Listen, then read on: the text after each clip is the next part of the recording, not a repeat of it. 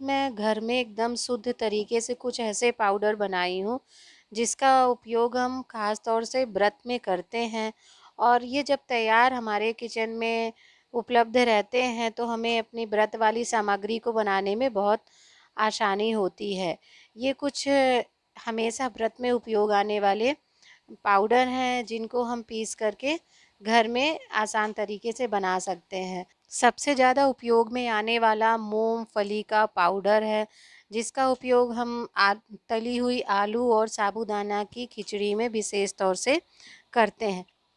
और दूसरा सिंघाड़ा, जिसे सिंघाड़े के आटे को हम बहुत ही सावधानी पूर्वक से घर पर कूट करके बड़े आसानी से महीन सा पाउडर बना सकते हैं।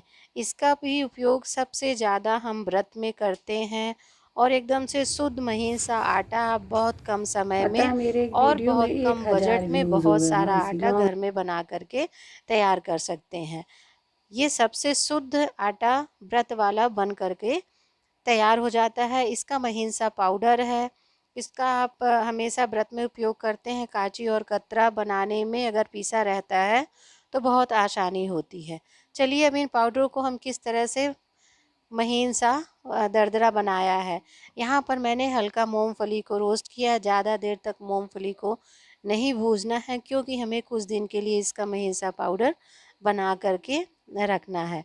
यहाँ पर हम मूंगफली को भूज लिए हैं। आप किसी भी छोटे या बड़े मिक्सर में ग्राइंडर में आप डाल करके एक महीन सा पाउडर बना करके रख सकते हैं।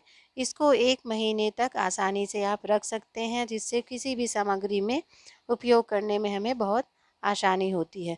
दूसरा यहाँ पर नारियल का पाउडर है, जिसे हम हमेशा घर में छोटे-छोटे टुकड़ों में जब हम मंदिर जाते हैं तो नारियल वगैरह चढ़ाते हैं तो छोटे-छोटे टुकड़े में नारियल बची हुई रहती हैं। तो इसका भी एक महीन सा पाउडर बना करके आप तैयार कर सकते हैं। दूसरा यहाँ पर है शक्कर। पीसी हुई शक्कर का उपयोग भी हम व्रत में करते हैं, जिसको हमें बनाने में बहुत आसानी होती है। चलिए देखते हैं यहाँ पर मैंने कैसे कोकोनट के पाउडर को बनाया है। यहाँ पर पहले से मैंने इन नारियल को धुल करके अच्छी तरह से रख लिया था।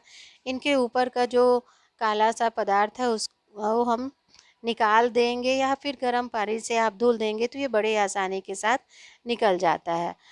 इधर उधर रखे रहते तो इनका उपयोग हम अच्छे तरीके से नहीं कर पाते हैं। अब इनको हम उसी तरह या आप इनको घिस लीजिए या फिर आप महीन इनका भी पाउडर बना लीजिए। अब बारी आती पीसी हुई शक्कर में। पीसी हुई शक्कर में कम से कम 10 से 20 दाने इलायची के डालिए, उसका महीन पाउडर बनाइए। यहाँ पर मैंने नारियल का आप देख रहे हैं हल्का दरदरा सा मिक्स पाउडर बना लिया है। और दूसरा इधर मैंने पीसी हुई शक्कर भी बना करके तैयार कर ली है। अगर हमारे पास पीसी हुई शक्कर पहले से रखी रहती है तो हम बहुत अच्छे तरीके से लड्डू वगैरह मिठाई वगैरह बना सकते हैं।